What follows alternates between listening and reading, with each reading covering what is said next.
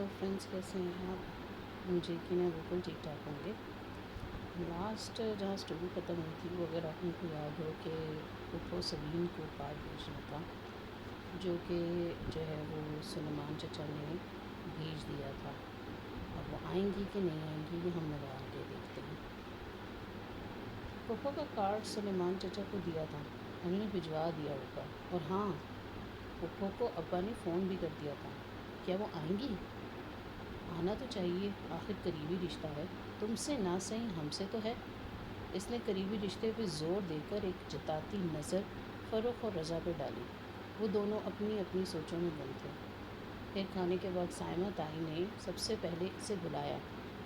حیا میری جان، یہ ارم کسی کام کی نہیں ہے، تم سمجھدار ہو، ٹیبل پہ تم نے خیال رکھنا ہے کہ جیسے کوئی ڈش آدھی ہو فوراً ظفر یعنی کہ کک کو اشارہ کرنا، ٹھیک؟ شیور تائی، میں خیال کروں گی۔ وہ بدقت مسکراتی ہوئی سرو کرنے لگی۔ چند منٹ بعد سب ڈائننگ ہال میں کھڑے اپنی اپنی پلیٹوں میں کھانا نکال رہے تھے۔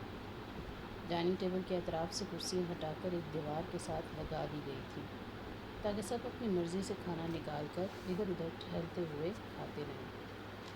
تایا جان، آپ نے سلاد نہیں لیا؟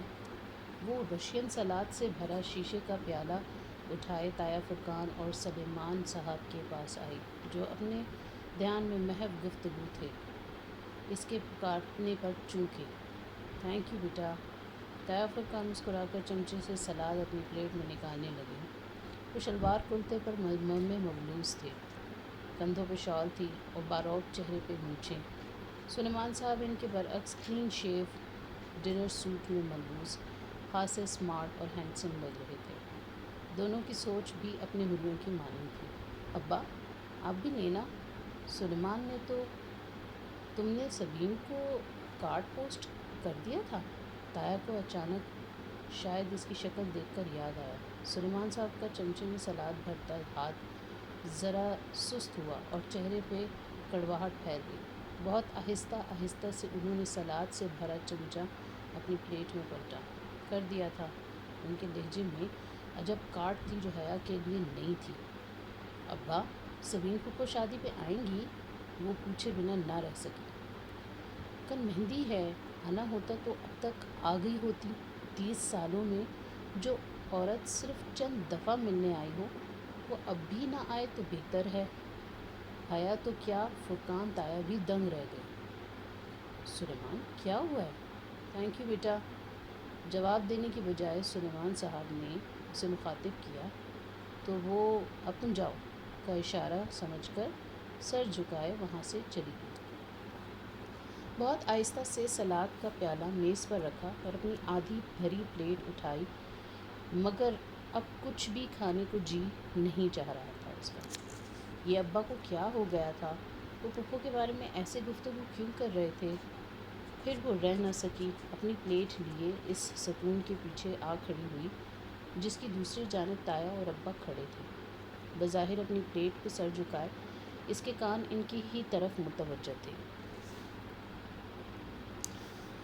حیا کے لیے عمیر لغاری نے اپنے بیٹے کا پرپوزل دیا ہے، سلیمان صاحب اپنے دوست اور اپنی کمپنی کے شیئر ہولڈر کا نام لے کر کہہ رہے تھے، اور اس کے ہاتھ میں پکڑی پلیٹ لرز گئی۔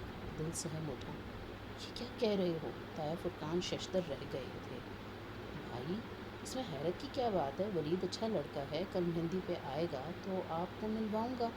سوچ رہا ہوں حیا سے پوچھ کر ہاں کر دوں، مگر سلیمان، یہ کیسے ہو سکتا ہے؟ کیوں نہیں ہو سکتا بھائی؟ تم حیا کی شادی یوں کیسے کر سکتے ہو؟ باپ ہوں اس کا، کر سکتا ہوں۔ فاطمہ بھی راضی ہے اور مجھے یقین ہے کہ حیا کو بھی کوئی اعتراض نہیں ہوگا۔ اور جہان کا کیا ہوگا؟ کون جہان؟ سلیمان صاحب یکسر انجان بن گئے۔ تمہارا بھانجا سلیم کا لڑکا جہان، جس سے تم نے حیا کا نکاح کیا تھا، کیسے بھول سکتے ہو؟ جواباً سلیمان صاحب نے ناگواری سے سر جھٹکا۔ وہ 21 سال پرانی بات ہے، پر اب حیا 22 سال کی ہو چکی ہے۔ بے وقوفی کی تھی میں نے کہ سلیم پر اعتبار کر کے اپنی بچی کا نکاح اس کے بیٹے سے کر دیا تھا۔ کیا ان 21 برسوں میں کبھی سبین نے مڑ کر پوچھا کہ اس کا نکاح کا کیا بنا یا کیا بنے گا؟ زیادہ سے زیادہ وہ 6 ماہ میں ایک فون کر لیتی ہے اور 3 منٹ بات کر کے رکھ دیتی ہے۔ آپ کو واقعی لگتا ہے کہ وہ لوگ اس رشتے کو قائم رکھنا چاہتے ہیں؟ مگر سبین تو سکندر کی وجہ سے، تم جانتے ہو وہ الٹے دماغ کا شخص، میں کیسے مان لوں کہ صرف اپنے مغرور اور بد دماغ شوہر کی وجہ سے وہ اپنے بیٹے کا نکاح بھول سکتی ہے؟ اتنے برس بیت گئے، اس نے پھر کبھی رشتے کی یا شادی کی بات منہ سے نہیں نکالی۔ میں اس سے کیا امید رکھوں؟ مگر جہان تو اچھا لڑکا ہے، تم اس سے ملے تو تھے پچھلے سال جب تم استنبول گئے تھے۔ جی، جہان سکندر اچھا لڑکا، مائی فٹ۔ انہوں نے تلخی سے سر جھٹکا۔ اس کے مزاج ہی نہیں ملتے۔ وہ ترکی میں پیدا ہوا ہے، اسے کبھی پاکستان کی شکل نہیں دیکھی، نہ اسے اردو آتی ہے نہ پنجابی۔ کبھی ان تمام برسوں میں اس نے اپنے کسی ماموں کا حال پوچھا؟ کبھی فون کیا؟ میں یہ سب بھول جاتا، مگر جب میں پچھلے سال استنبول گیا تو کیا آپ یقین کریں گے بھائی کہ میں 18 روز وہاں رہا۔ میں روز سبین کے گھر جاتا تھا۔ سکندر تو ملا ہی نہیں، اور جہان آخری روز مجھ سے ملا، اور وہ بھی 15 منٹ کے لیے بس۔ وہ بھی جب اس کی ماں نے میرا نام بتایا تو کافی دیر بعد اسے یاد آیا کہ میں اس کا کوئی دور پار کا ماموں ہوتا ہوں۔ پھر جانتے ہیں وہ مجھ سے کیا پوچھنے لگا؟ کیا پاکستان میں روز بم دھماکے ہوتے ہیں اور کیا وہاں انٹرنیٹ کی سہولت موجود ہے؟ پھر اس کا فون آیا اور وہ اٹھ کر چلا گیا۔ میں کبھی حیا کے لیے کورٹ سے خلا لینے کے متعلق نہ سوچتا اگر میں اس روز ایک ترک لڑکی کو جہان کا گھر ڈراپ کرتے نہ دیکھ لیتا۔ جب میں فلائٹ پکڑنے سے قبل سبین کو خدا حافظ کہنے لگا تھا، اس لڑکی کے ساتھ اس کی بے تکلفی، اللہ مان، وہ سکندر شاہ کا بیٹا ہے، وہ اپنے باپ کا ہی پرتو ہے۔ میں سمجھتا تھا کہ اگر احمد شاہ جیسے عظیم انسان کا بیٹا ہو کر سکندر اس کے برعکس نکلا تو ویسے ہی جہان بھی اپنے باپ کے برعکس نکلے گا اور ایک اچھا انسان ہوگا، مگر نہیں، وہ اسی مغرور آدمی کا بیٹا ہے۔ حیا کون ہے؟ ان کا ان سے کیا تعلق ہے؟ یہ بات نہیں جہان کو یاد تھی نہ سبین کو۔ سبین یہ ذکر ہی نہیں کرتی۔ اب میں اپنی بیٹی کو زبردستی ان کے گھر بھیج دوں کیا؟ خیر، کل ولید سے ملواؤں گا آپ کو۔ اب جو رشتہ بھی اچھا لگا میں حیا کی ادھر شادی کر دوں گا۔ اور اب اس میں مزید سننے کی تاب نہیں تھی۔ وہ سفید چہرہ لیے بوجھل قدموں سے چلتی ان سے دور ہٹ گئی۔ اگلے سین میں کیا ہوتا ہے کہ جہان سکندر کو اس نے کبھی نہیں دیکھا تھا، بس بچپن سے اپنے اور اس کے رشتے کے متعلق سنا تھا۔ وہ سال بھر کی تھی جب سبین کو پاکستان آئی اور فرط جذبات میں اپنے 8 سالہ بیٹے کے لیے اس کا رشتہ مانگ لیا۔ جذباتی سی کارروائی ہوئی اور دونوں بہن بھائیوں نے بچوں کا نکاح کر دیا۔ جب 8 سالہ جہان اس کے ساتھ تھا، پھر وہ ترکی چلا گیا۔ 21 سال گزر گئے، وہ ترکی میں ہی رہا، پھر پاکستان نہیں آیا، اور اس وزٹ کے بعد تو سبین کبھی نہیں آئی۔ نہ کبھی انہوں نے کوئی تصویر بھیجی، نہ خط لکھا۔ اگر کوئی کبھی ترکی چلا جاتا تو ان سے مل آتا، ورنہ ان سے رابطہ نہ ہونے کے برابر رہ گیا تھا۔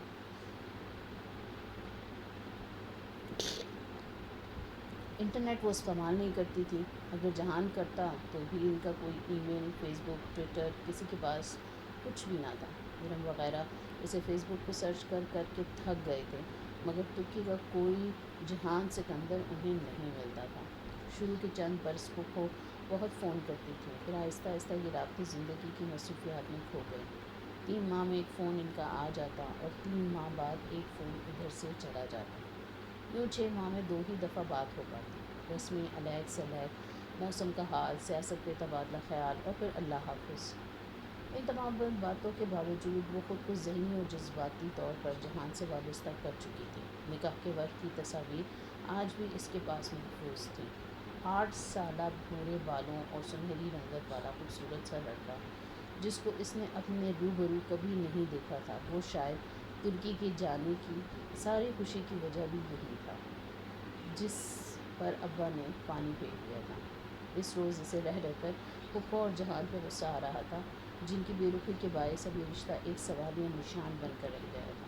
مگر خیر، داور بھائی کی شادی ہو جائے اور سیمسٹر ختم ہو جائے، پھر وہ ترکی جائے گی اور ان لوگوں کو ضرور ڈھونڈے گی۔ اب سین بدلتا ہے۔ حیا، حیا کدھر ہو؟ وہ لابی میں آویزاں آئینے کے سامنے کھڑی ماتھے پہ ٹیکا درست کر رہی تھی جب فاطمہ بیگم اسے پکارتی ہے۔ ہر طرف گہما گہمی تھی، ایک ناقابل فہم شور سا مچا تھا۔ مہندی کا فنکشن باہر شروع ہو چکا تھا، سب باہر جانے کی جلدی مچائے ادھر ادھر بھاگ رہے تھے اور وہ ابھی تک وہیں کھڑی تھی۔ کیا ہوا اماں؟ وہ ٹیکے کے ساتھ الجھی ہوئی تھی جو ماتھے پہ سیٹ ہو کر ہی نہیں دے رہا تھا۔ سونے کا گول سکے کی طرح کا ٹیکا جس کے نیچے ایک سرخ روبی لٹک رہی تھی بار بار ادھر ادھر جھول جاتا۔ ٹیکے کو ٹھیک کرتے ہوئے مسلسل اس کی کلائیوں میں بھری چوڑیاں کھنک رہی تھیں۔ جلدی آؤ، تمہارے ابا بلا رہے ہیں، کسی سے ملوانا ہے تمہیں۔ ان کی آواز میں خوشی کی رمق محسوس کر کے وہ چونک کر ان کو دیکھنے لگی۔ نفیس سی سلک ساڑی اور ڈائمنڈ پہنے وہ خاصی باوقار اور خوش لگ رہی تھی۔ ان کی انگلیوں نے ٹیکا چھوڑ دیا۔ دل زور سے دھڑکا۔ کیا پھپھو آ گئی تھی؟ اور ان کا مغرور بیٹا بھی؟ کدھر ہیں ابا؟ وہ دھک دھک کرتے دل کے ساتھ ان کے پیچھے نکلی۔ گیٹ کے قریب سلیمان کھڑے دکھائی دے رہے تھے۔ ان کے ساتھ ایک خوب روح سا لڑکا کھڑا تھا جس کے شانے پہ ہاتھ رکھے وہ کچھ کہہ رہے تھے۔ سامنے خاصے باوقار سے سوٹ میں ملبوس ایک صاحب اور ایک ڈیسنٹ سی خاتون تھیں۔ وہ دونوں پہلوؤں سے لہنگا ذرا سا اٹھائے ہوئے ان کے قریب آئی۔ یہ حیا ہے، میری بیٹی۔ سلیمان صاحب نے مسکرا کر اسے شانوں سے تھاما۔ السلام علیکم۔ اس نے سر کو جنبش دیتے ہوئے مدھم سا سلام کیا۔ وعلیکم السلام بیٹا۔ وہ تینوں دلچسپی سے اسے دیکھنے لگے۔ اس نے ڈل گولڈن لہنگا اور کام والا بلاؤز پہن رکھا تھا۔ بلاؤز کی آستین آدھی سے بھی چھوٹی تھی اور اس سے نکلتے اس کے دو دھیا بازو سنہرے موتیوں کی شعاعوں میں سنہرے دھک رہے تھے اور خوبصورت بھی دکھ رہے تھے۔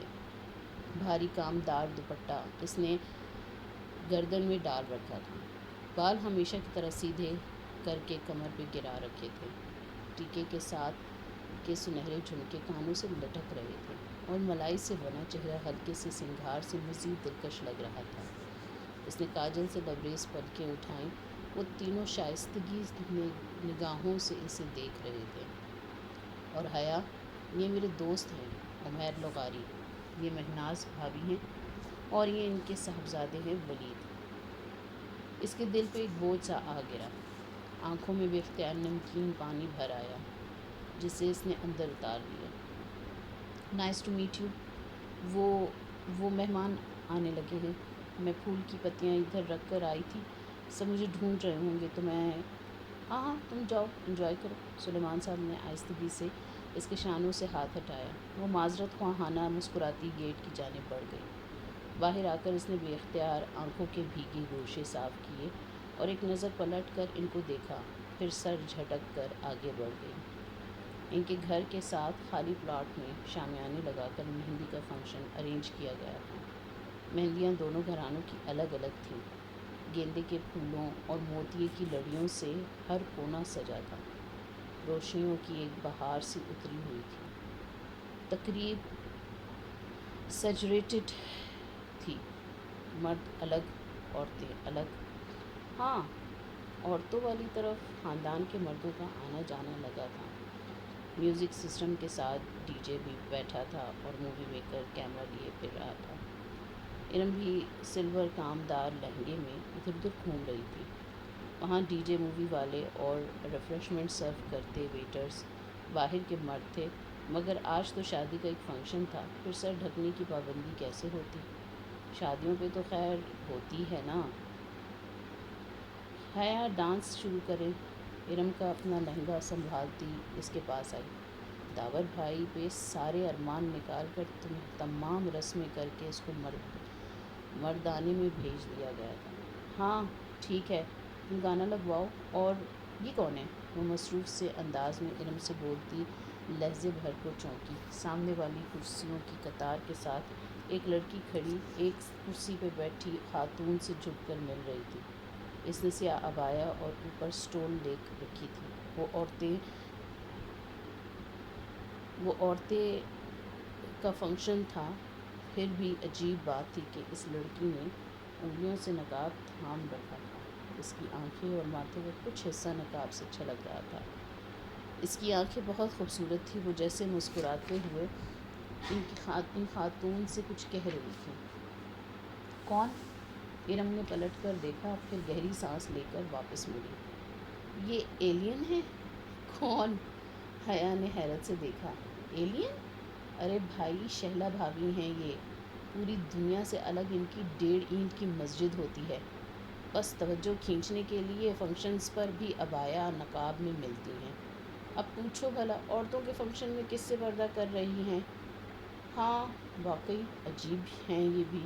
اس نے شانے اچکائے۔ وہ ان کے ایک سیکنڈ کزن کی وائف تھیں اور سال بھر پہلے ہی شادی ہوئی تھی۔ ڈی جے نے گانا سیٹ کر دیا، خوب شور ہنگامہ شروع ہو گیا۔ انہوں نے مووی والے کو ڈانس کی مووی بنانے سے منع کر دیا اور پھر اپنا مہارت سے تیار کردہ رقص شروع کیا۔ ایک سنہری پری لگ رہی تھی تو دوسری چاندی کی۔ جب پاؤں دکھ گئے اور خوب تالیاں بجیں تو وہ ہنستی ہوئی واپس کرسیوں کی طرف آ گئی۔ السلام علیکم شہلا بھابھی۔ وہ لڑکی بھی اسی میز پہ موجود تھی۔ مہوش، سہرش اور ثنا بھی اپنی امی کے ساتھ وہیں تھیں۔ ارم نے فوراً سلام کیا، حیا نے بھی پیروی کی۔ وعلیکم السلام، کیسی ہو تم دونوں؟ وہ مسکرا کر خوش دلی سے ملی۔ ایک ہاتھ کی 2 انگلیوں سے اس نے ابھی تک سیاہ نقاب تھام رکھا تھا۔ بالکل ٹھیک، شہلا بھابھی بھی نقاب اتار دیں۔ ادھر کون ہے؟ شہلا نے جواباً مسکرا کر اثبات میں سر ہلایا، مگر نقاب اسی طرح پکڑے ہوئے تھا۔ ماشاءاللہ تم دونوں بہت پیاری لگ رہی ہو۔ وہ بات کرتے کرتے ذرا سی ترچھی ہو گئی۔ حیا نے حیرت سے دیکھا، شاید اس طرف مووی والا فلم بنا رہا تھا اس لیے۔ عجیب عورت ہے، اتنی بھی کیا ہے بے اعتباری، ہماری فیملی مووی ہے، ہم کون سا باہر کسی کو دکھائیں گے؟ حیا بڑبڑائی۔ پھر وہ جلد ہی معذرت کر کے وہاں سے چلی آئی۔ اس میز پہ آبدہ چچی بھی بیٹھی تھی اور کل ان کی باتیں سن لینے کے بعد اتنی منافقت ان میں نہیں تھی کہ وہ آبدہ چچی اور سائمہ تائی سے ہنس ہنس کر باتیں کر سکتی۔ اماں جانے کدھر تھی، کس سے پوچھے کہ سبین کو آئی ہیں یا نہیں، وہ آئیں گی یا نہیں۔ کافی دیر شش و پنج میں مبتلا رہی، پھر گھر چلی آئی اور لاؤنج میں ٹیلی فون اسٹینڈ کے ساتھ رکھی ڈائری اٹھائی۔ رقص کے باعث پاؤں درد کر رہے تھے، وہ صوفے پہ دھم سے گری۔ ایک ہاتھ سے گولڈن ہائی ہیلز کے اسٹریپس کھول کر انہیں اتارا اور ننگے پاؤں ٹھنڈے ماربل کے فرش پہ رکھ دیے۔ ساتھ ہی وہ ڈائری کے صفحات پر لگتی سبین پھپھو کا نمبر تلاش کر رہی تھی۔ اس نے کبھی ان کو یوں فون نہیں کیا تھا، مگر آج وہ دل کے ہاتھوں مجبور تھی۔ ترکی کا وہ نمبر مل ہی گیا۔ اس نے ریسیور اٹھایا اور نمبر ڈائل کیا۔ گھنٹی جانے لگی، اس کے دل کی دھڑکن تیز ہو گئی۔ 5ویں گھنٹی میں فون اٹھا لیا گیا۔ ہیلو، بھاری مردانہ آواز اس کی سماعت سے ٹکرائی۔ السلام علیکم۔ اس نے خشک لبوں پہ زبان پھیری۔ جواباً میں کسی انجان زبان میں کچھ بولا۔ میں پاکستان سے بات کر رہی ہوں، وہ گڑبڑا کر انگریزی میں بتانے لگی۔ پاکستان سے کون؟ اب کہ وہ انگریزی میں پوچھ رہا تھا، اس کی آنکھوں میں پانی بھرنے لگا۔ میں سبین سکندر کی بھتیجی ہوں، پلیز ان کو فون دے دیں۔ وہ جواہر تک گئی ہیں، کوئی میسج ہے تو بتا دیں۔ وہ مصروف سے انداز میں کہہ رہا تھا۔ اب یہ جواہر کیا تھا، اسے کچھ اندازہ نہ تھا۔ وہ سبین پھپھو نے پاکستان نہیں آنا کیا داور بھائی کی شادی پر؟ نہیں، وہ بزی ہیں۔ شاید وہ فون رکھنے ہی لگا تھا کہ وہ کہہ اٹھی۔ آپ کون؟ ان کا بیٹا جہان۔ کھٹ سے فون رکھ دیا گیا۔ اس نے بھیگی آنکھوں سے ریسیور کو دیکھا اور پھر زور سے اسے کریڈل پہ پٹھا۔ بے اختیار امٹ آئے آنسو صاف کرتی وہ جھک کر سینڈل پہننے لگی۔ آنسوؤں نے آنکھوں کا میک اپ ذرا سا خراب کر دیا تھا۔ وہ اسے پھر سے ٹھیک کر کے کچھ دیر بعد باہر آئی تو گیٹ کی طرف سے ظفر چلا کر آ رہا تھا۔ اس کے ہاتھ میں سفید کھلے گلابوں کا بوکے تھا۔ وہ بے اختیار ٹھٹک کر رکی، پھر لہنگا سنبھالتی برآمدے کے زینے میں اتر آئی۔ یہ کیا ہے ظفر؟ او تسی اتھے ہو؟ یہ کورئر والے نے دیا ہے تواڈے لیے۔ ظفر نے گلدستہ اور ایک بند لفافہ اس کی طرف بڑھایا۔ وہ پچھلے 7 سال سے تایا فرقان کا ملازم تھا۔ وہ گاؤں سے اسے لے کر آئے تھے۔ جب آیا تھا تو پنجابی بولتا تھا، پھر ان 7 برسوں میں اردو سیکھنے کی کوشش کی مگر ناکام رہا۔ اب وہ کوئی درمیانی زبان ہی بولتا ہے۔ ٹھیک ہے تم جاؤ۔ اس نے بوکے کو بازو اور سینے کے ساتھ درمیان پکڑا اور دونوں ہاتھوں سے بند لفافہ کھولنے لگی۔ حسب معمول اس میں سفید سا کاغذ تھا جس کے بالکل درمیان میں اردو میں ایک سطر لکھی تھی، اس لڑکی کے نام جو کبھی کسی انچاہے رشتے کے بننے کے خوف سے روتی ہے تو کبھی کسی بن چکے انچاہے رشتے کے ٹوٹنے کے خوف سے۔ وہ پھر سن رہ گئی، پھر گھبرا کر ادھر ادھر دیکھا۔ گیٹ کھولا تھا، مہندی والی جگہ سے روشنی اور موسیقی کا بے ہنگم شور یہاں تک آ رہا تھا۔ درمیان میں بہت سے لوگ آ جا رہے تھے، مہمان، نوکر چاکر وغیرہ۔ ایسے میں کیا کوئی ادھر تھا جو اس کو بغور مشاہدہ کر رہا تھا؟ اس نے لفافے کو پلٹا۔ کورئر کی ایک مہر روز قبل کی تھی۔ ابھی 10 منٹ قبل وہ جہان کے ساتھ پہلی دفعہ بات کر کے روئی تھی۔ بن اچکا اس کا چاہا رشتہ، اور گھنٹہ بھر پہلے ولید اور اس کے والدین سے ملی تھی۔ ان چاہے رشتوں کے بننے کے خوف۔ یہ کون تھا جو اتنا باخبر تھا؟ ایک دن قبل ہی اسے کیسے علم ہوا کہ وہ آج 2 دفعہ روئے گی؟ وہ خوفزدہ سی کھڑی، بار بار وہ تحریر پڑھے جا رہی تھی۔ اور پھر سین بدلتا۔ ابا نکل تو نہیں گئے؟ وہ پرفیوم کی بوتل بند کر کے سنگھار میز پر رکھتی مخصوص ہارن اور گیٹ کھلنے کی آواز پہ موبائل اور پرس اٹھا کر باہر کو بھاگی۔ کافی دیر سے وہ کمرہ بند کر کے بارات میں جانے کے لیے تیار ہو رہی تھی۔ فاطمہ بیگم جلدی کا شور مچائے 10 بار دروازہ بجا چکی تھی۔ مقررہ وقت ہونے کو تھا۔ آج داور بھائی کی بارات تھی۔ سلیمان صاحب کو تو سب سے پہلے ہال پہنچنا تھا اور اس کی سست رو تیاریوں سے بھی وہ واقف تھے۔ پورچ خالی تھا۔ تایا فرقان کے پورشن سے البتہ شور سنائی دے رہا تھا۔ غالباً وہاں پر ابھی سب نکلے ہی نہیں تھے۔ اب کیا کرے؟ ابا کو فون کرے یا تایا فرقان کے گھر جا کر کسی سے لفٹ مانگے؟